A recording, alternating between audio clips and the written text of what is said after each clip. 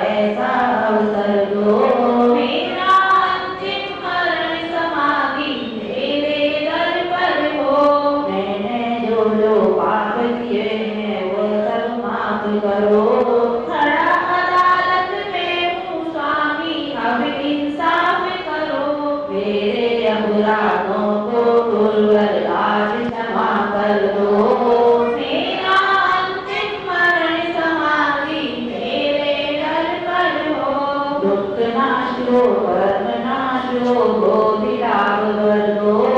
जिन गुण से प्रभु आप भरे हो वह मुझ में भर दो।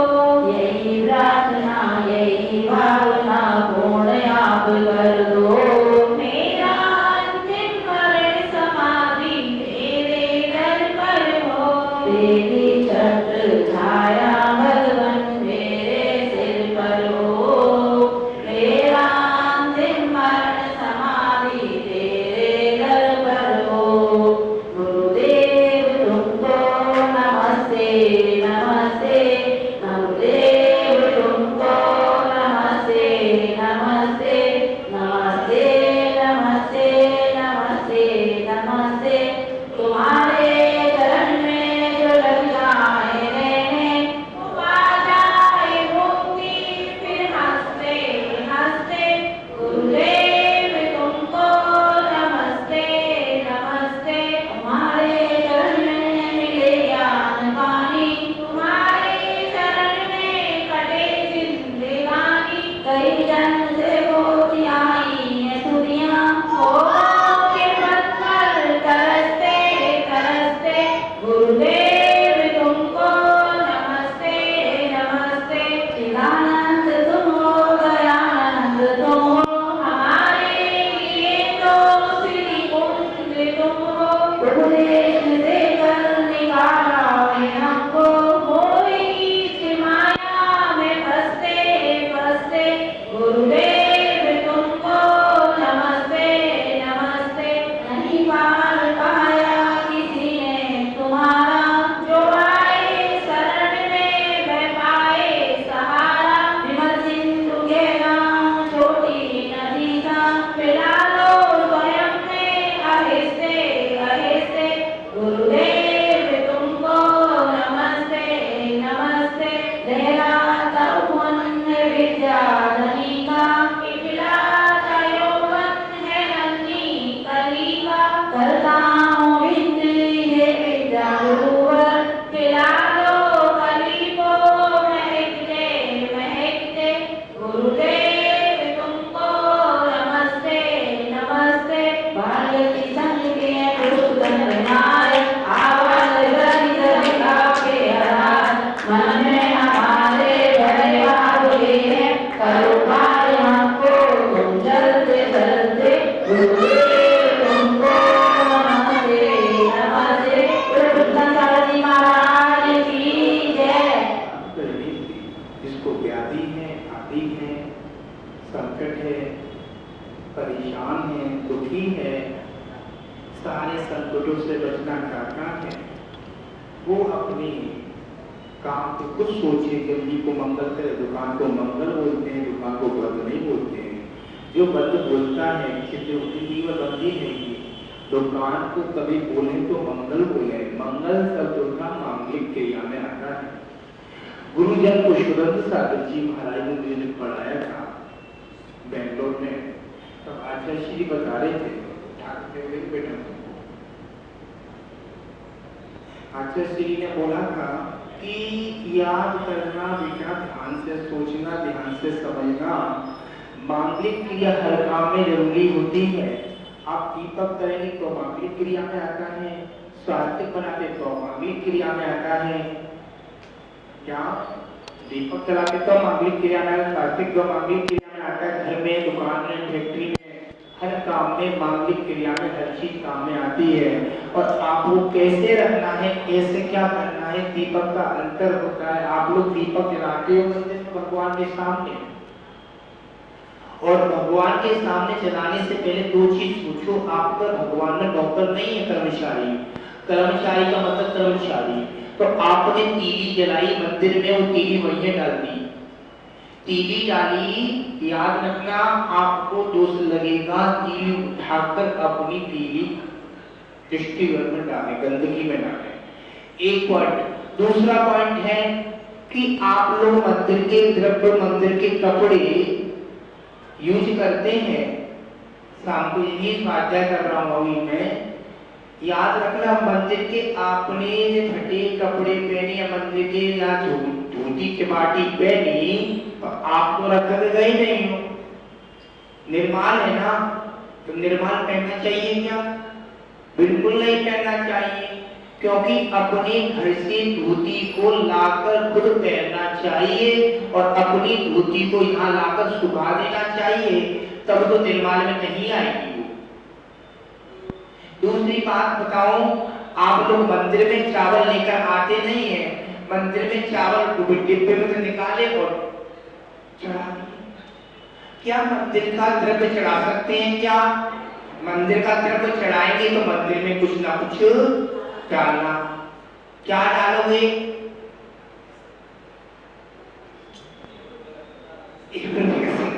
आगे होगी। अब आपने 1 रुपए का सिक्का डाला या 2 रुपए का सिक्का डाला, 5 रुपए का सिक्का डाला, याद रखना अष्टदम की थाली है, याद रखना वो मांगने वाला भी परेशान हो जाता है सुबह से शाम तक। आपका मंदिर को कोई टाइम है? जैनियों के यहाँ, इसलिए जैनी लोग नीचे जा रहे हैं, याद रखना। चौथे दिन बोल रहा हूँ, आज तो मैं लास्ट वाले दिन बोलता हूँ ये वाली बात, आज बोलूंगा लास्ट बोलूंगा। याद रखना जैनी लोग क्यों नीचे जा रहे हैं? आप लोग खाने में ज्यादा लगे हैं, अच्छा खाना, अच्छा पहनना, अच्छा घूमना,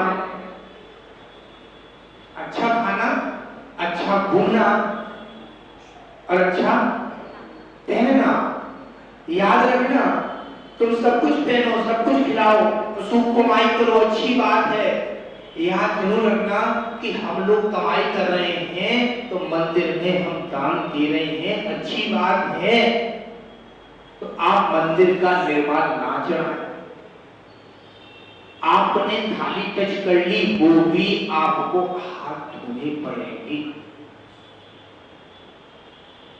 आपका कलश गिर गया मंदिर में नीचे, तो कलश को उठाकर बाकायदा बिल्कुल मांझ के ले आना पड़ेगा। आपका कंदोदक गिर गया, और कंदोदक का प्राचीन कितने बड़े बड़े प्राचीन बताए हैं। आपने यहाँ से कंदोदक हुआ मंदिर का यहाँ डाल दिया आपने कंदोदक, और आपने वो देखा नहीं वृक्ष के नीचे कितने जीव हैं कल के, वो जीव सारे बोलिएगा, बताइएगा, मर गए? बिल्कुल मरेंगे। जिसने डाला है वो सोचे समझे जब करे, हरकतें ऐसी करेगा इंसान तो हो सकता है, आचार्य श्री बता रहे थे कि गले में परेशानी आ जाती है। जी हाँ, बता दे रहा हूं। आचार्य वर्धमान सागर जी महाराज गोमटेश्वर बाहुबली में थे, आचार्य प्रसन्न सागर जी महाराज जी ठीक नहीं है, वहां भी उनकी आंख चली गई कुछ देर के लिए। आचार्य वर्धमान सागर की आंख भी चली गई, रोशनी नहीं आई, समय हो गया, इधर उधर देखते रहे। उन्होंने 24 घंटे के बाद पाठ किया, और पाठ कौन सा किया बता दे रहा हूं, पदम प्रभु भगवान का पाठ में इतनी शक्ति है। आप लोग घर ले जाएं, पाठ पुस्तक है ना मेरी वाली, जी हाँ घर ले जाएं, बहुत है। और आप आराम से रोजाना सुबह शाम दोहराना करें। जिसको तकलीफ है, जिसके लंगड़ा लोड़ा अंधा बहरा, लंगड़ा लोड़ा अंधा बहरा, भूत प्रेत प्यादा आदि व्याधि उपाधि जिसको परेशानी है, वो खुद इस पाठ करे। 40 दिन लगातार कंटिन्यूस करे, दीपक जला के सामने। वो दीपक से घी नहीं गिरना चाहिए। अब घी गिर गया तो आपने तो अपनी दृष्टि इधर देख रहे, इधर बात कर रहे हो, ऐसा काम नहीं। भगवान का अभिषेक करते हैं ना, महाराज को पानी देते हैं, महाराज को आहार कराते हैं, लोग लेडीजें क्या करती हैं,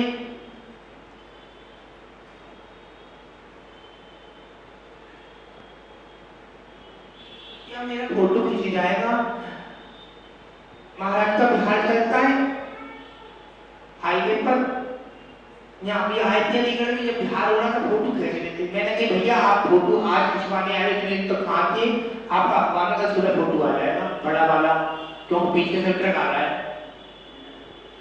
क्या आ रहा है? पीछे से ट्रक आ रहा है, बड़ा वाला फोटो खिंच जाएगा। सत्य बात है, इसमें कोई गलत बात है ही नहीं। हंसने की बात क्या है? आपने फोटो खिंचवाया, महाराज महाराज हाथ पकड़ लिया, खिंचवा लिया, पीछे से देख रहा नहीं, अंधा हो रहा है तो पीछे से, तो बड़ा फोटो खिंचाएगा भगवान में, हमारे अलग दैनिक में, जागरण में, जो चीज वास्तव सब में आ जाएगा। याद रखना, आपको मंदिर का कोई द्रव्य चढ़ा रहे हैं तो मंदिर में कुछ ना कुछ डालना चाहिए, आपको पुण्य तो मिलेगा। जी किसी महिला ने कही, महाराज जी आपने जो पानी सुबह लिया था चौके में, आज मेरे पास घर है, जल्दी आ जाती, कौन पहुंचाता पता नहीं है, यहाँ के श्रावक स्पेशल है। महाराज जी पर्ची डाली थी 5, पर्ची 5 निकली, भाई मेरे पर्ची निकालने वाला बाबूजी निकाल रहे हैं, आप डलवा रहे हैं, समाज के लोग निकाल रहे हैं मंत्री, तो आपको सोचना चाहिए कम से कम दूसरा श्रावक गुस्सा क्यों हो रहा है, आपको आना चाहिए पहले से। जिसकी पर्ची डलेगी, जिसका नाम लिखा जाएगा, जो 100 भी लोग होंगे वहां आपको नाम लिखाएंगे, वो शाम को मौजूद होंगे, वही पानी पी सकता है। अपने घर बैठो, अपने बच्चों को, अपने पति को पानी पिलाओ, उसमें ज्यादा विटामिन ए मिलेगा, और गुरुओं को पानी पिलाने में कुछ नहीं मिलता है, ठीक है ना। बताएंगे पार्वती भगवान का पूर्ण भव का नाम, पार्वती भगवान का पूर्ण भव का नाम बताइए। आप बताइए।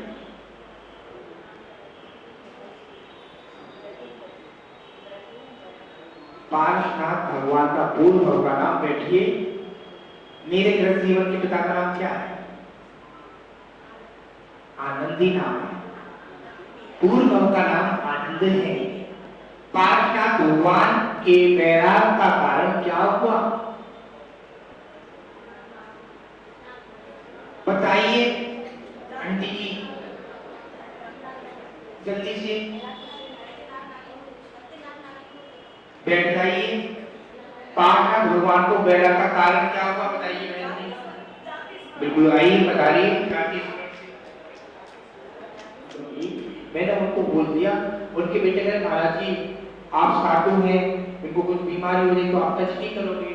मैंने उनको बोला गुरु का इतना आशीर्वाद है तो आपके अलीगढ़ में तो ओपन करूंगा नहीं, ऊपर तो एकदम से ठंडा फूटता है, अभी करूंगा तो मेरा नुकसान हो जाएगा। जब होगा, जब हो जाएगा तो उसको बोला है मैंने, मेरे उपवास हो जाए, इसके बाद तू अपनी मम्मी को ले आना, और जैसा होगा महाराज जी आहार कैसे होगा, आहार के लिए तो तीर्थंकर भगवान ही सोचते, आहार के लिए तो तीर्थंकर भगवान ही सोचते। आचार्य विद्यासागर महाराज के समय इतने साधु हैं, विराट सागर महाराज के समय इतने साधु हैं, तो आहार की सोचे तो एक दिन का आहार क्या समय रहे हो, सरल, बिल्कुल सरल है। आपने कठिन बना दिया मार्ग को।